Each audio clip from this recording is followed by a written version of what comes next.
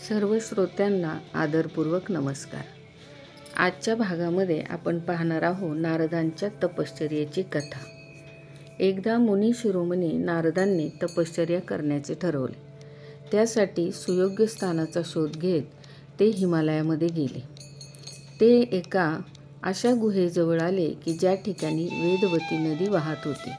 अतिशय सुंदर असे ते ठिकाण होते। त्यांनी ते ठिकाण तपश्चर्येसाठी निवडले। त्या गुहेत त्यांनी तपश्चर्या सुरू केली। बरीच वर्ष लोटली। इंद्र इकडे भीतीने व्याकुळ झाला। नारद आपले स्वर्गाचे राज्य तर हिरावून घेणार नाही ना, या भीतीने त्यांनी कामदेवास बोलावले आणि नारदांच्या तपश्चर्येत विघ्न आणण्यास सांगितले। पण शिवांची तपश्चर्या भंग केली तेव्हा कामदेवास त्यांनी भस्मसात केले होते। पण त्याच्या पत्नीच्या विनवणीमुळे कामदेवास पुन्हा जिवंत केले होते आणि त्यास शाप दिला होता की एका ठराविक भूभागावर त्याची मायाशक्ती काम करणार नाही आणि नेमके हे स्थान त्याच क्षेत्रात येत होते। पुढे नारदांची तपश्चर्या पूर्ण झाली। त्यांनी कामदेवास जिंकले, कारण त्या भागामध्ये कामदेव नारदांची तपश्चर्या भंगच करू शकला नाही। कामदेव पराजित होण्यामागे शिवकृपा आहे हे त्यांच्या लक्षात आले। मग नारद कैलासावर गेले। आपल्या तपश्चर्येचा व कामदेवावर विजय मिळवल्याचा वृत्तांत त्यांनी महादेवांना सांगितला। शिव मनोमन हसले। नारदांना म्हणाले, आपण फार धन्य आहात। तुमच्यासारखा महात्मा शोधून सापडणार नाही।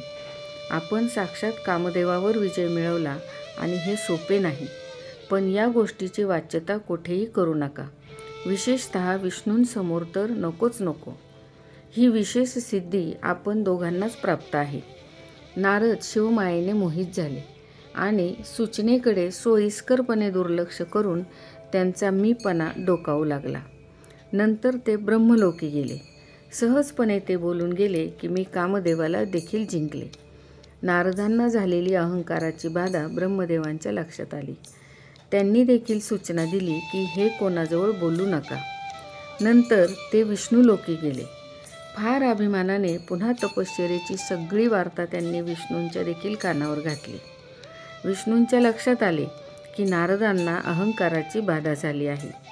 त्यांनी नारदाचे कौतुक केले। आपल्यासमोर कामदेवाचा काय पाडाव लागणार? आपण शुद्ध बुद्धीचे आणि श्रेष्ठ असे तपस्वी आहात। नारद मोठ्या आनंदाने तिथून निघून गेले। पुढे शिवांच्या इच्छेनुसार श्रीहरींनी तत्काळ आपली माया प्रकट करून एक सुंदर नगर नारदांच्या वाटेत निर्माण केले। बाग, बगीचे, उपवने, त्या नगराचा राजा शीलनिधी हा परम विष्णुभक्त होता। त्या नगराची अतिशय सुंदर शोभा पाहून नारद मोहित झाले आणि त्या नगरात त्यांनी प्रवेश केला।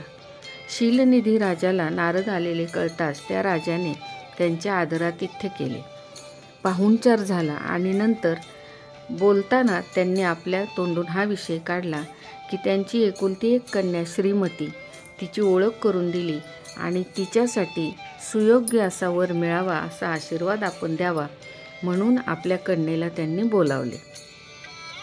नारदांनी शीलनिधी राजाची कन्या पाहिली। अतिशय रूपवती आणि सौंदर्यवान अशी ती कन्या पाहिल्यानंतर नारदांच्या मनामध्ये चलबिचल सुरू झाली। राजकन्येचे अप्रतिम लावण्य पाहून नारदांच्याच मनामध्ये तिच्या हातून आपल्यालाच वरमाला घातली जावी अशी इच्छा निर्माण झाली आणि त्या विचाराने त्यांच्या मनात काहूर माजली। स्वस्थ बसून चालणार नाही असा विचार करून ते त्या ठिकाणावरून निघाले।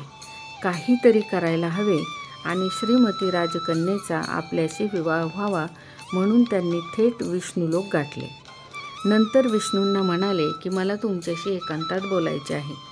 मग ते दोघेही एकांतात बोलण्यास गेले असता त्यांनी शीलनिधी राजा व त्याची राजकन्या याविषयी विष्णूंना सांगितले आणि त्याचबरोबर त्या ठिकाणी त्यांनी असे मनोगत व्यक्त केले की आपल्यासारखे सौंदर्यवान रूप मला प्राप्त व्हावे म्हणजे श्रीमती माझी पत्नी होईल।